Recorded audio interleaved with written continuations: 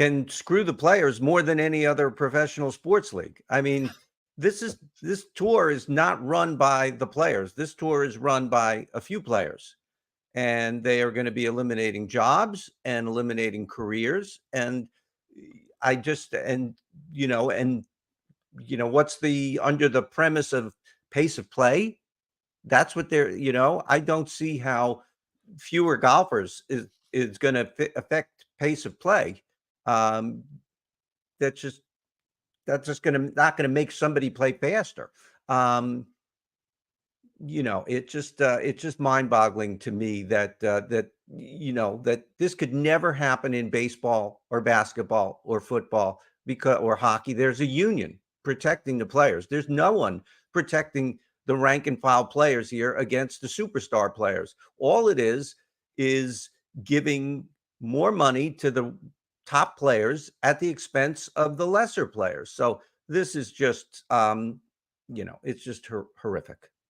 Well, this ought to get interesting because, a lot of times the rundown, we have a point and a counterpoint. I just happen to see this in a totally different point of view. As far as I'm concerned, I mean, if you want to complain about the players, not getting their fair share and so on and so forth, really what it comes down to is that, and you brought this up to me back at the Procore, every fall purse, including the Worldwide Technology Championship. I guess you can't say the Black Desert Championship because it was the first time it ever happened, but all the other ones, all the purses are going down, right? So it seems to me like the PGA Tour is having a little bit of trouble with its product when it comes to the consumers. And I think you and I would agree on that. And I understand that streaming and everything else has led to a super decline in the numbers of people that are watching, that we know are watching. But what about the fact that maybe the product just needs to be better? And I think that if I shed a little light on this, maybe you'll see somewhat of my side of the argument. But if you limit the number of cards, and one of the big changes, folks, is that they're going to limit the number of FedEx, Cup points cards at the end of the year. It's always been 125. It's been 125 since the mid 80s, the early 80s. It's been a long time that famous 125 number has been there. And now they're going to limit it to 100. Those 100 players are going to get better because they have to, in order to get inside that top 100. And I understand that might not include Ricky Fowler or Jordan Spieth and some of our heroes, but at the end of the day, that group of 100 is going to have a bigger influence on the official World Golf Rankings, on the entertainment that's provided in those tournaments. It's going, I mean, if this truly is a meritocracy, and we are playing for our lives, right? Then you have to play better.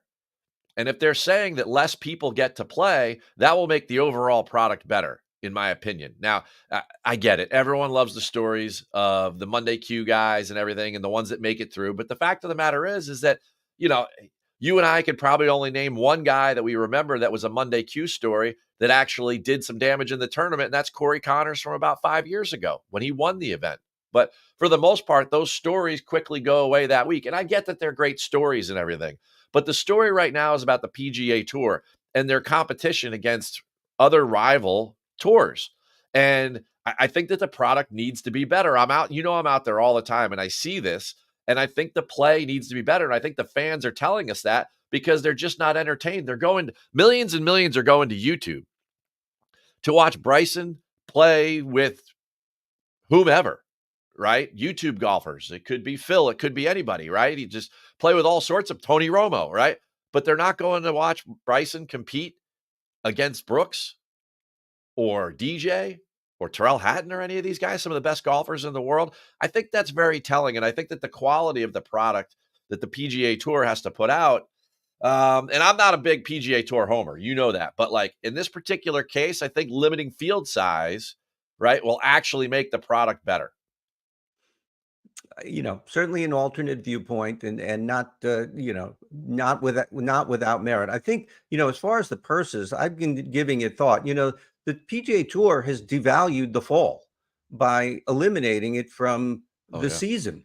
It used to be the start of the season, and you can get, FedEx Cup points leading up to get you in the playoffs. And a lot of guys could make their career or make their season before the big boys came back after, in Hawaii and stuff. But now this is just like a vast wasteland here, what they've done. So, that is a problem I think that needs addressing. But I think ultimately I'm just always going to see it. I'm always going to root for the little guy and side with the little guy. And it just seems that the rich are getting richer, and the little guy is just getting squeezed out. And that happens in a lot of places in life, and we won't go into that. But I see that here, and it's just, it's just this, golf is just mirroring society, I see. So yeah, Well, I that's mean, where I stand. you would have a very astute take on this because you, like me, are always looking at the people around the perimeter, right? The guys in the fringe, so the guys that are between like 125 and 175 on the points list that are constantly in the reshuffle. And those are also the guys that got their Corn Ferry Tour cards, that top 30, which is now being reduced to a top 20, right? Those guys just don't get into events. Yeah. Even when the field size was large, like it was or larger last year, they don't get into events. And yeah, sure, certainly they get into the events at the end of the season when it's the John Deere and the 3M and so on and so forth. But those guys just don't get into events. And I think it's kind of unfair to them to say, hey, you need to sit here and wait and maybe get into a PGA Tour event, but you can't go play the Corn Ferry because then you'd have to be going and traveling and doing something on a different tour. Or maybe some of those guys are from Europe and they should go back to the DP World Tour and get one of those 10 cards that are now available. I mean, that's a pathway that has brought us Nicholas Hochberg, Matthew Pavone. I mean, some serious players. And you look at their top 10 this year, you're going to get some more guys. You're going to get Hochberg's twin brother, Rasmus. I mean, so like the quality of that player is questionably maybe a little bit even better than the quality of the pair that's coming off the Corn Ferry Tour. At least the top 10 on the DP World Tour, the guys that are competing with Rory and some of those guys were Justin Rose and, players of that ilk week after week. I think that it's just really tough to say or know how this all will break down in a year, in 15 months. But there's no doubt that the harder you make it to get your card, the better the players will be in that top 100. And it would be nice to see more of an influence in the top 100 in the official world golf rankings coming from the PGA Tour and not as many coming from, other tours throughout the world. And, I'm sure we will agree to disagree, but it's an interesting conversation to say the least. And I think your point about the value of the fall, if I was one of these fall events, I would be, I would wish I had a crystal ball, because if massive change comes and the different rumors that they talk about doing team events in the fall or whatever they may be, I don't think you're going to see the Worldwide Technology Championship at El Cardinal coming back anytime soon. So let's jump to there for the week. We had a week off last week. The Zozo, right, was taken down by Nicholas Echevarria. Wonderful story there. Second win for him on tour. Now we're going to a place where it had one of the most emotional storylines from 2023, and that was Eric Van Rooyen winning. And then the embrace with his caddy and the crying during the interview and everything. We all found out about his sick teammate from the University of Minnesota, and he was playing for him. And I mean, that unbelievable back nine where he shot 8 under par and kind of steamrolled the tournament, shot 27 under. But it was the first time we had seen this golf course. Tiger Woods design, 2014, El Cardinal at Diamante. Going into last year, we didn't know the golf course. So we had question marks on what would be important. Now, with 1 year worth of history, which I know isn't a complete understanding of how this golf course will play, but I'm curious, going into year 2, have you changed your opinion on anything when you started building out your lineups as far as skill sets or things of interest that you're paying attention to? Yeah, I'm just surprised. I mean, we knew it was going to be kind of an easy, a resort style course, and I always think that the tour likes to make courses easy in their first year, first couple of years, get guys to come. They don't want to beat guys over the head and make it really difficult and make them not want to come back to this place. But I was, when we knew the over under was 23 under to begin with. It's now 25, 23 and a half last year, 25 and a half this year after Van Rooyen won it 27 under. When read about it last year, when there's a new course, I go to the course website, and I know you're getting not necessarily objective information there, but there were quotes from Tiger Woods and saying what he wanted to build. And this is a Tiger Woods design. This is the first course he's ever designed, the first one that's on the PGA Tour. He said he wanted to build something in the mind of the California courses that he grew up playing and stuff.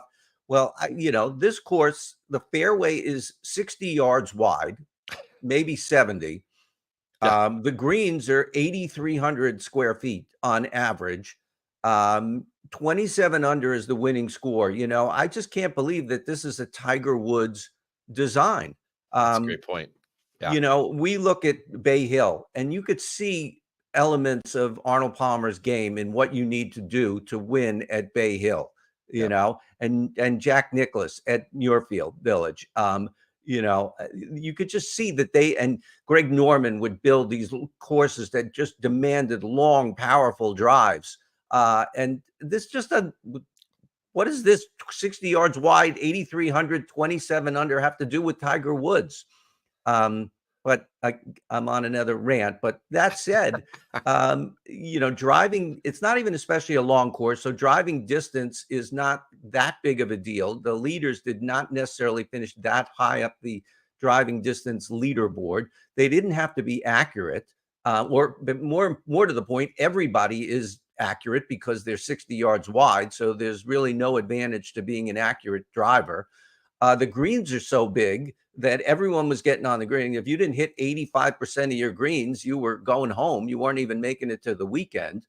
Yep. And it just really turned in, sometimes we say it's a second shot golf course. This was really just a putting contest. It was. Yeah. And the more I think about it, and I didn't think about it too much last year, but this year, I just can't believe that Tiger Woods designed this golf course.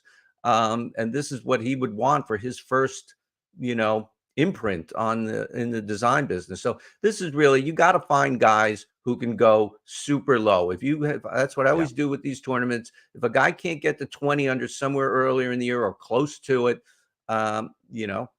he's not going to be in my lineup. I tell you, I have a plethora of points that just kind of blew my mind as I was doing my research. 23 guys had, no, I'm sorry, 23.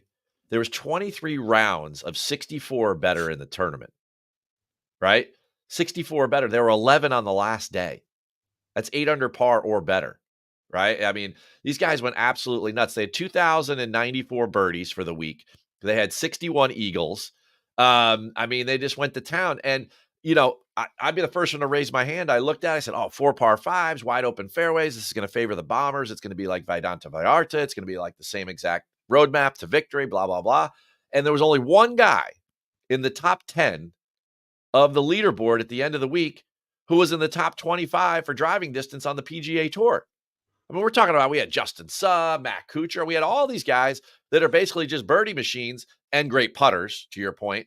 I'll get more there in a second, but I thought length would be a huge factor, and it wasn't a factor at all. In fact, Van Rooyen on the last hole was a par 5. He teed off with an iron. So, I figured with 60-yard wide, we have 97 acres of fairway this week, right? To put it in perspective, the women are playing over in Hawaii, and they have 30 acres. If you're playing a U.S. Open, you have somewhere between 25 and 27 acres of fairway. We have 97 acres of fairway. So basically, length or driving the golf ball is completely mitigated. If you got a guy that's good on approach with his wedges and can really score, but he's horrible with the driver, boom, put him in a lineup for sure, because he's not going to miss the fairway for, when it's 60, 70 yards wide. So I was way off on length last year, but one of the things that I was definitely doing was exactly what you were doing, which was thinking that with the over under at 23.5, we got to have guys that can go deep. We got to have guys that can make a ton of birdies. We had 16 guys last year that had 4 rounds in the 60s, and that's pretty good. You shot 16 under last year. You were tied 31st. That's the average of 4 under a round, the scoring average on Sunday was 5 under, Len. It's just insane. And then the other thing was that there was a lot of 3-putting last year. So 8,300 square foot greens, right? And the guys were 3-putting everywhere. So they were very tiered or shelved or partitioned or quadrants, or there was, and if you didn't have great proximity to the hole, so I'm looking much more closely at proximity to the hole and, lag putting or approach putting, because you're not going to hit it close every single time. But overall, I mean, what Van Rooyen had 27 birdies and 3 eagles. I mean, he won the tournament at 27 under. He had 4 bogeys and a double. He had a double. Right. So if there's no wind, we could see 30 under. I don't know how there's no wind. They're right on the Pacific, on the tip of Baja California. I've been to Cabo, Yeah. and the wind is always blowing, but not when the PGA Tour comes. And it's not supposed to be extreme this week either, but we'll see. It doesn't look like it. I mean, it looks like a week in paradise for the guys that have made it over there. And, I think it'll be very entertaining again. But man, if you don't have guys that can go low, then they're going home. The cut was what, 5 under last year, and they actually just as the guys learn the golf course more. I'm with you. I mean, I think it could get to 30 now that the guys that are going back and they have experience there. They'll know the angles even better, and they'll just attack even more. And pay attention to that top 10 leaderboard, because it really tells a story. And speaking of leaderboards, right? We've got to do some work here on the DFS side. We've got to get some names out of you. So we'll start at the top. We've got 2 New York City native kids, right? We got Max Grazerman from New Jersey. We've got Cameron Young up there, the only 2 in the 10,000s. Cam's, of course, from up there just north of New York City at Sleepy Hollow, where his dad was the longtime pro there. Are either of these guys making it in? Are you picking one, or what are you doing with the 10,000s this week when it comes to DFS strategy? Yeah, it was very interesting to see Cameron Young playing. I don't think he's played at all in the fall. Has he played? No. And both these guys, they're the only 2 10,000s, both looking for their first wins. And that might be the impetus for Cam Young, because he's already in the top 50. There's nothing more he can do there. But I'm going to go with Grazerman. Okay. Grazerman, yeah. Grazerman, You always know how to pronounce the names better than me, so I listened to you and then forgot. But Grazerman has been maybe the star of the fall season. He hasn't won, but he's had runner up last week at the Zozo, got to 19 under. Find guys who can get to 19, 20, even if it's in an opposite field event in Puerto Rico, Punta Cana, even that sort of stuff. Because this field is not much more than, if you take away like 10 or the top 10 guys in this field, maybe, then you're left with an opposite field event. So the fact that it happens in a lesser tournament doesn't matter, but some guys just can't do it. Their games are, PGA national focused, where they can play at 9 under. So I do like him. He's my one pick in the 10,000s. He's been playing great and circling the winner's circle and getting everywhere but inside of it. 3 runners up in his last 5 starts. Hey, if you're choosing New Jersey over New York, I'm all in on that. Now, the 9K, I'm not sure if it's the 9s or the 8s that holds my attention the most, and what I was looking to hear from you. But the 9s, I mean, we have 9 guys here that have been playing great in the fall, right? So I'm really interested in what you're doing with the 9,000s this week for the Worldwide Technology Championship. 2 guys, both playing well in the fall, as you said. Matty Schmid opened his 2024 season with 6 missed cuts. And then midway through the season, he went through a stretch of 5 missed cuts. Well, now he's made 8 in a row and is playing great in the fall. And he's 27th on tour in birdie average. And I suspect, even though I didn't do the numbers, that if you eliminate those first 6 tournaments of the year and you just include from thereafter, he's a lot higher than 27th in birdie average. Lucas Glover, we've talked about him. I've talked about him here almost on a weekly basis. I was very impressed when I heard him on a radio show saying that he is going to commit to fitness and diet, and he's 45-ish years old, and he's got to do something to compete with the long hitters. Well, he has finished 3rd the last 2 times out. He is not a good putter, but he's not, in this field, he's not a bad putter. I like where your head's at. Yeah. I mean, he is certainly in the upper half, a field of 120. He is certainly in the top 60, maybe top 50, I would say, in putters in this field. All right, so now we're going down to the 8K, which also held my attention, because usually a lot of times, and you brought this to my attention, there's this void in the middle of the board all the time. The 8K is kind of a wasteland, but it seems like in the fall, where we have these tournaments without a lot of elite players, at the 8K, there's been some value over the last couple of weeks. So in the middle range, who do you like in the 8,000s, Len? Speaking of value, I don't understand Harris English's price in the 8,000s. Yeah. He is, well, not only has he finished top 10 the last two times out, he's 10th on tour in putting. But he's just an established name more than a Matty Schmidt. I don't know how Matty Schmidt is 96 and Harris English is, I think, 89, just on pedigree alone. And they've both been playing well. So Matty Schmidt, $700 better than and Harris English. So I don't get that. So I think Harris English might be the best value in the field and certainly can win this tournament. And we've seen him go low in tournaments. And the other guy in the eights is Matt Kuchar, runner up here last year, got to 25 under. Yes, he's not playing great, and he'd be struggling next year at this time at 105th right now in the point standings. He'd be struggling to get into the top 100. We already saw that he missed the playoffs for the first time ever. So he's continuing to get squeezed, and he's come close to winning a tournament, which would alleviate a lot of his issues, before he gets to the Champions Tour. He's still about 4 or 5 so years away from that, but still marvels that I think he's 46 and still really one of the best short game putting game combinations on tour. He's like 25th or 30th in both categories. No yips at all in this guy. Distance-ly challenged, but as we saw last year and we talked about, it won't matter for him this week. I mean, yeah, Kuchar is still an unbelievable scorer around the greens and on the greens, and he has that reverse arm lock where he's got like 12 degrees of loft on it. It's the craziest thing, his putter. If you've seen his putter, it almost looks like a mini little wedge. It's got like so much loft to it because he takes the thing and he pulls it. So it's wild. Anyway, 7K land.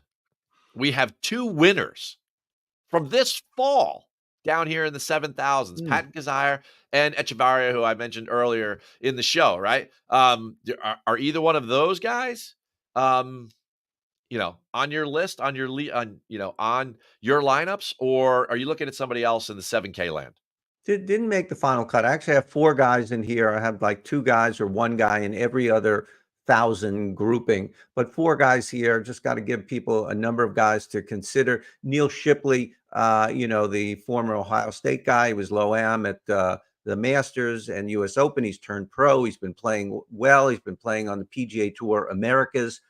He's only missed 1 cut in 9 starts. Or in 10 starts on the PGA Tour. He got it to 20 under at the ISCO, over the summer. Joe Highsmith sitting 126 in the point standings right now. He's had a very good fall. He is 14th on tour in birdie average. Joe Highsmith, 14th on tour in birdie average. Pearson Coody, I go to him a lot. He's a great putter. Good putter. Taking a flyer on him. He's in the low 7,000s. And Hayden Springer, all low, I think 7,100. He's 123rd in points. So this is a big week for him. He was top 10 in Puerto Rico. And again, opposite field event, maybe not the toughest competition, but top 10 on what's the similar between Puerto Rico and this, we've got Paspalum greens. And so he was putting very well in Puerto Rico on the Paspalum. And a lot of people have been talking about Hayden Springer all fall. He's had a decent fall for sure for a guy that's that far down the board. 6,000s land. So you may not remember this from a couple weeks ago, but I sure do. I tailed you on Ryosuke Kinoshita, right? I took him for a top 30. Well, it cashed. It was like plus 225. I mean, which is a very nice little placement. Right. So I'm always interested in who you have at 6,900 and below. So give me who you got this week, because I'll be tailing at least one of them. I remember that because he was like on the first page of the leaderboard on the first day. Oh yeah. And I was feeling pretty good about myself, but they don't call me Mr. Thursday for nothing. And by he cashed. Okay. I mean, well, I'm happy to hear that. Well, I know it was a no cut event, but you bring these guys up all the time, and generally they make the cut if there is a cut. But if they don't, at least 1 or 2 of them is always up there in the top 40. So I tail them all the time, because I after I look at your research, I do my own, and I'm like, this makes a lot of sense. Let's do it, and It pays. Thank you. There. One other thing I meant to talk about when we were talking about field sizes going down. One of the biggest banes of my existence is having to look through the bottom of leaderboard, a lot of bottom of fields, and guys and to find guys in the 6,000s. It's really a pain. And this week was a real pain because there's really nobody down 6,500 and under who I would even, want to even consider. So if they cut field sizes to 120 or something, that's going to make my job personally a lot easier, even though I think, the little guy is getting screwed and all that. But anyway, just Hey, I mean, don't get me wrong. From the player's point of view, they all want to play on the PGA Tour. So if you take cards away, that's one thing, right? I just look at it more from the consumer side, and that, I mean, I get it, like now the 6,000 guys are going to be guys that are like in that Echevarria land rather than looking at Billy Andrade this week in the 6,000s. They talked about pace of play, and I've seen the example of baseball in some of the discussions about golf. Well, baseball didn't eliminate jobs; they changed the rules to expedite play, and I don't think fewer golfers will get the round done, I guess, and you won't have to bleed into 6:30 in the morning on Friday to get you to finish your first round or anything like that. But they could still be 4-hour or whatever rounds, and yeah. I mean, as a PGA professional, having fought pace of play my whole career as a green grass operator, their argument for why they were using pace of play in order to like limit the field. I'm arguing that it'll make the players better, right? I am not using pace of play as my foundation to stand on here, my pedestal to proclamate that this is going to make the PGA Tour better or whatever. I mean, that's a joke. The idea that they're like, oh yeah, well, when we get around to make the turn, the guys on the back, we're waiting for them to tee off, so the field size is just too big.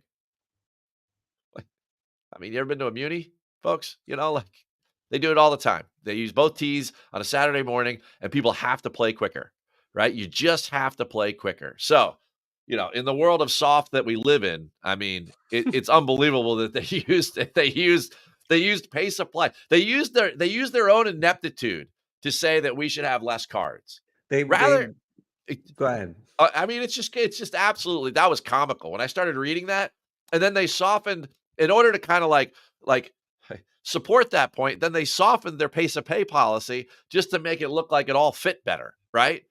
I mean, you and I used to count like how many weeks in a row do we need to go between October and like March where we don't ever finish on a Friday, right? It's just crazy. Anyway, they're just using that argument because they know that's a popular opinion, pace of play, that the fans will be behind it. If they use that as the reason for these changes, well, then a lot of people the golf public will go, yeah, that's great. And, so in that sense, a shrewd marketing move by the tour and Jay Monahan, and he's always been very good at that. Yeah. All right, let's go back. Sorry.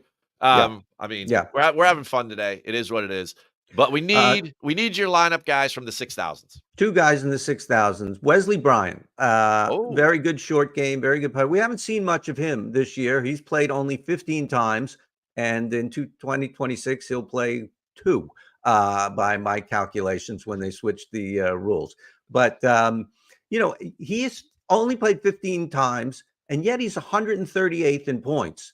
So he's had some good weeks. He's had a good fall. He was second at Punta Cana, opposite field event, Paspalum greens. Good. Yep. We know he's good on the greens and around the greens. Bit of a wizard there, and he has had some good finishes in the fall. And really, I was really challenged to find somebody under 6,500 or under in this field, even though it's only a field of 120. It's not like going 156 deep or anything. This was really hard, and a very lukewarm check mark or whatever for Taylor Montgomery. Leads the tour in putting. He has not made a cut in the fall. He's got 3 missed cuts and 1 WD. So maybe sprinkle a little WD, squirt a little WD-40 on his clubs or something. But he leads the PGA Tour in putting, and maybe when you're only putting 2 days a week, that can happen. Well, I tell you what, lukewarm down there in the heat in Cabo. I don't know, man. Taylor Montgomery is a disaster. But you know what? I respect the process because, I mean, you nail names all the time down here, and I got to Just give getting credit where credit is due for sure. A couple of guys that I like on the betting side, some we've mentioned, some events we've mentioned where they've played well. The first guy I'm going to go with is the glove man, Lucas Glover. We've talked about him week after week. He's still going all over SiriusXM saying, man, I need to get in these signature events. I'm hitting the ball really, really good. I need to take care of scoring and everything. And, at plus 3,000 at 30 to 1 in this field, this is a guy that can legit win. Paspalum is his best surface. Paspalum always favors weaker putters, right? Because it's a spongy, grainy surface where guys have to hit the ball a little bit faster. Like they can't speed the greens up. The greens are slow, so the guys get to whack it a little bit more, which kind of favors the guys that have a little less touch. Glover's 63rd on the points list, right? So another good week here. Of course, a win, right? But another good week here, and he solidifies his place in those first two signature events. And then once you get in there with his level of ball striking, man, oh man, I mean, he could do some damage. At this point in his career, he could earn a lot of money this year. In the fall, he's gone 13th, 3rd, and you mentioned that he went back-to-back third places. I really feel like he was 12 under here last year. It's definitely a golf course where he's playing. I mean, it's tough to say he was playing better than last year when he won twice. But at this time of year last year, comparatively speaking, Lucas Glover is playing very, very well. And at 30 to 1, I feel like in that range, much like you were talking about Harris English a lot, this is a guy that could actually win the golf tournament, right? Like a Mac, like this is a guy when he gets in contention could definitely close the door. And then my second guy is in the same range. And because I'm really looking for guys that can win this golf tournament, getting up around triple digits and saying you're like, oh, Austin Smotherman is your guy is like, yeah, like he's a great top 10 flyer that I think could play very, very well here and putts well on Paspalum, like as striking the ball well. But I'm more of the ilk of taking these fall guys that are playing really, really well, like a Harry Hall, right? Over his last 5, even 10 starts, the guy's gaining over 5 strokes on the field. He's a birdie or better machine. I mean, this is the type of guy that could put together 2 sub 64 rounds in the same tournament. He was 9th at the Shriners, 13th at the Zozo, 2 totally different style golf courses, and he played very well at both of them. If anything, his biggest struggle is with the driver. And if he's hitting these fairways, then he's going to score basically at will. And that's the type of player that might be under the radar. And both of these guys at 30 to 1 are a really, really nice payday. I know everyone's like, oh, we want Keith, we want 80, we want 100. I'm like, you can't get 30 to 1 on a Sunday or a Saturday betting football. I'll give you the 4-day lottery at 30 to 1. And I think Harry Hall won the ISCO, and you had to go deep there, and he won in a 5-man playoff. So, that was just back in July. So I think either one of these guys can definitely cross the finish line for us this week. Absolutely. I've talked about Glover. Harry Hall, also one of the top guys on the board this week and has been playing great and, wears a funny hat. So good for him. Well, enjoy Mexico. Enjoy the entertainment of this week. We're going to have some golf in prime time because the guys are 3 hours behind me here on the East Coast. You'll have the golf at normal time, which, do you like that more or less? I'm just curious.